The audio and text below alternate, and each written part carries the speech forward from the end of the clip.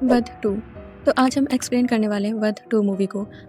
और हाँ, सबसे पहले मैं आपको एक बात बता दूं कि ये जो वध 2 है ये आप पार्ट फर्स्ट के बिना भी देख सकते हो, क्योंकि ये पार्ट फर्स्ट से कनेक्टेड नहीं है। तो आप पार्ट फर्स्ट देखे बिना भी पार्ट सेकंड यानी वध 2 देख सकते हो।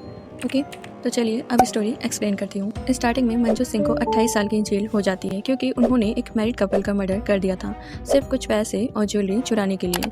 और फिर मूवी 28 साल के बाद जेल में शिफ्ट होती है। मंजू अब एज्ड हो चुकी है, काफ़ी बूढ़ी हो गई हैं और जल्दी इनकी सज़ा भी कंप्लीट हो जाएगी। तो मंजू ने अभी तक जेल में बहुत अच्छा कनेक्शन बना लिया था। ये बाहर अपने लवर को कॉल करके ज़रूरत का सामान अंदर मंगवाती रहती थी। इनफैक्ट इन्होंने काफ़ी उधारी भी ले रखी थी। और शंभू मंजू को वन साइडेड लव करते हैं।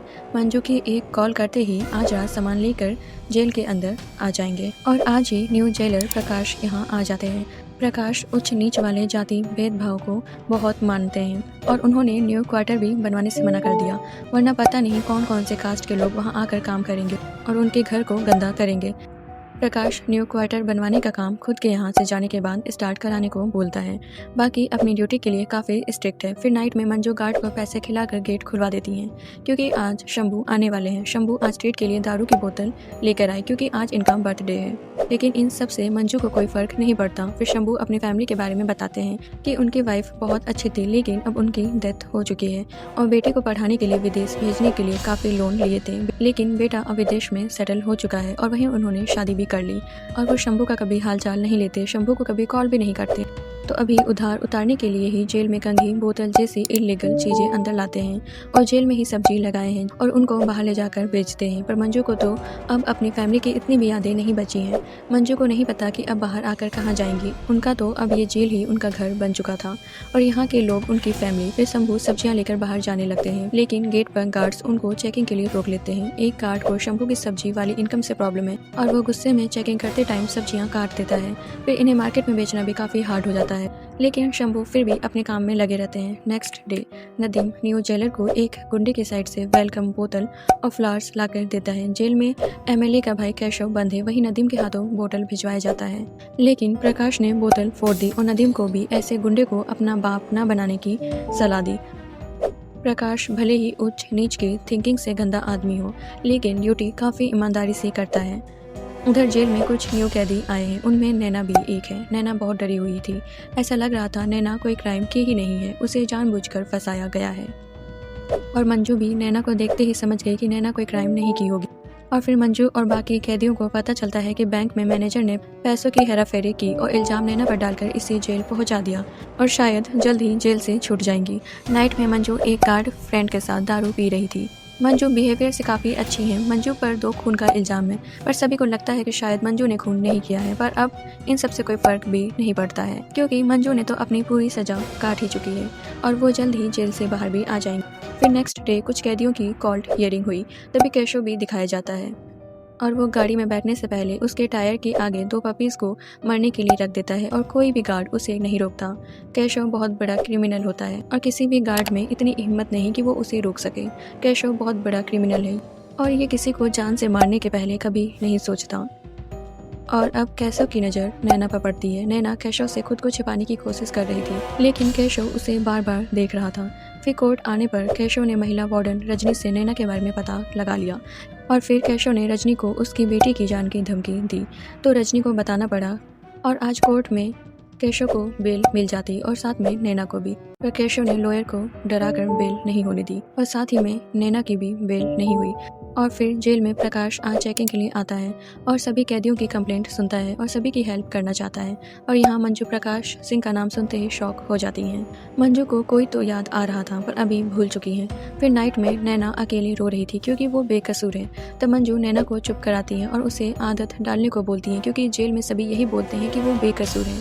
नैना को जेल में सपोर्ट करने के लिए मंजू मिल गई।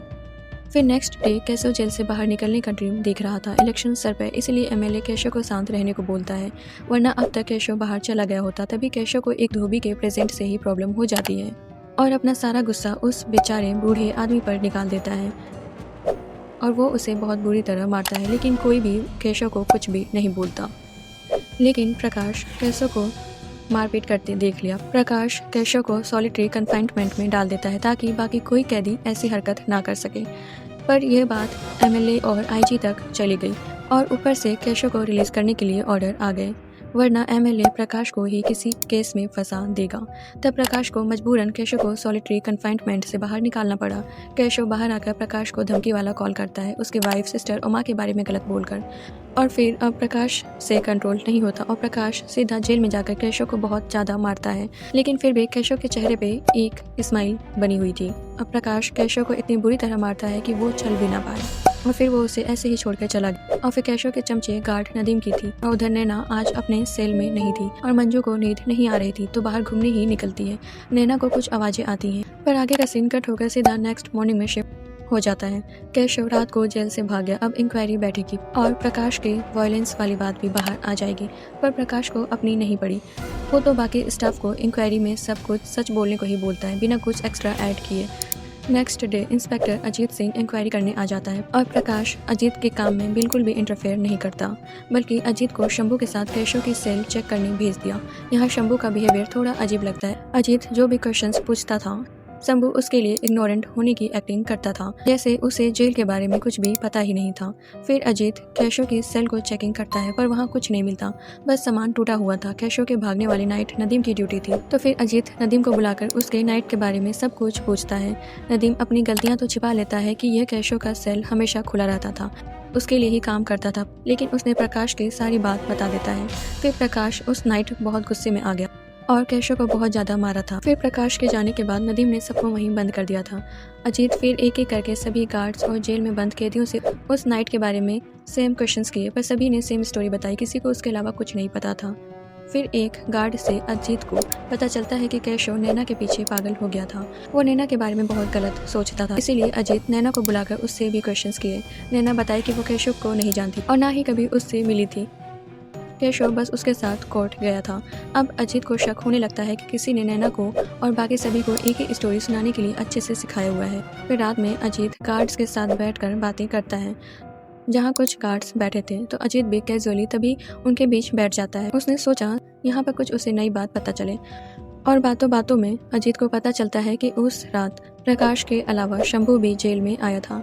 शंभू ने जेल के अंदर सब्जियां लगाई हुई है, वहीं लेने आया था।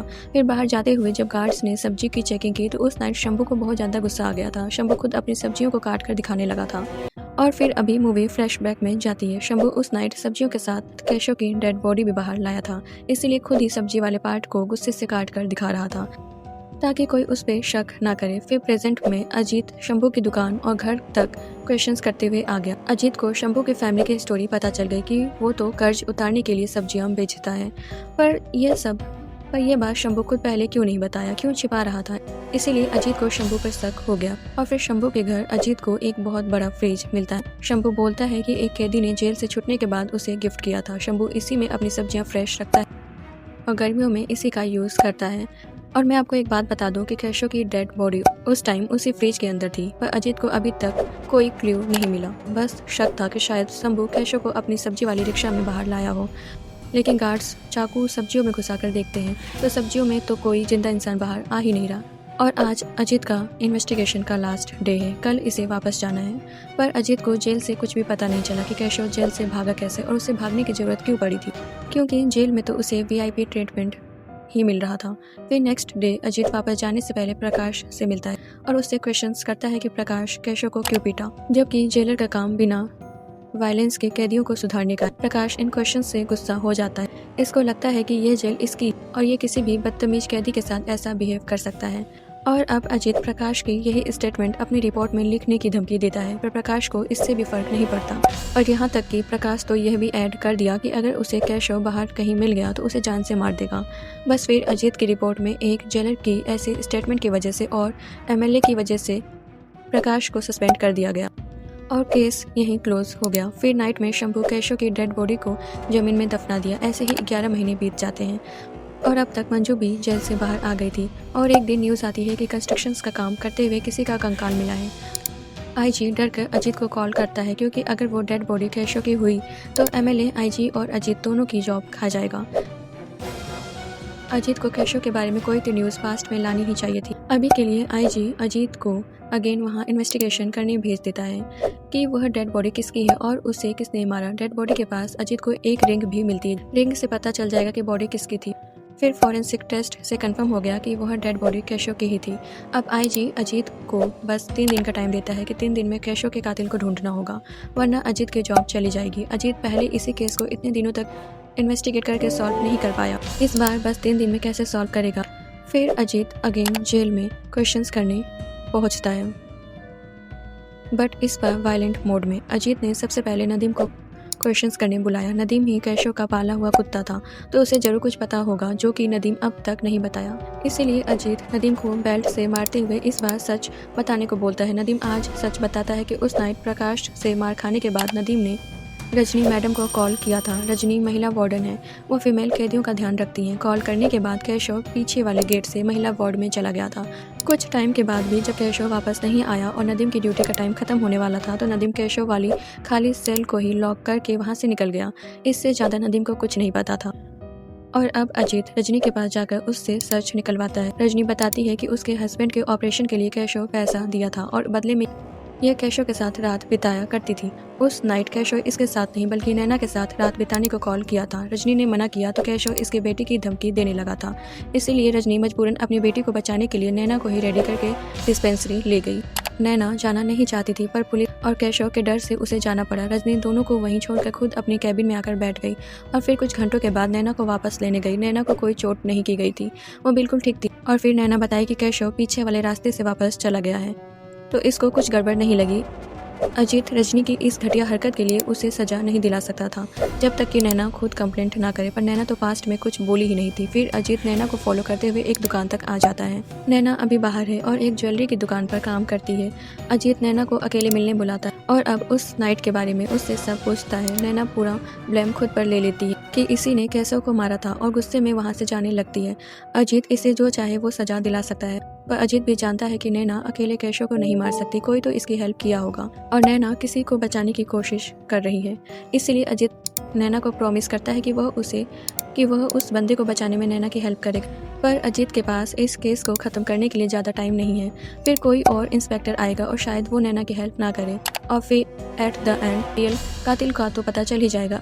अजीत को नैना के साथ जो हुआ उसके लिए हमदर्दी थी, इसीलिए नैना अजीत की बातों में आ गई और सच बता दी कि उस नाइट कैशव नैना के साथ ज़बरदस्ती कर रहा था। तभी मंजू वहाँ चीखें सुनकर आ गई थी। मंजू ने कैशव को पीछे से बहुत मारा, पर कैशव फिर भी इन दोनों पर भारी पड़ रहा था। वो मंजू को जान से मारने वाला था। तभी सेल्फ डिफेंस में मंजू कैशव को जान से मार दी और नैना रजनी से झूठ बोली कि कैशव वापस चला गया है ताकि रजनी अंदर जाकर चेक ना करे। अभी अजीत अपना प्रॉमिस भूल जाता है कि यह मंजू को बचाएगा। अजीत बिना कुछ बोले वहाँ से निकल गया और मंजू को ढूंढने लगता है। नैना बताई कि मंजू अभी पहाड़ियों में कहीं मैगी की स्टॉल चला रही है।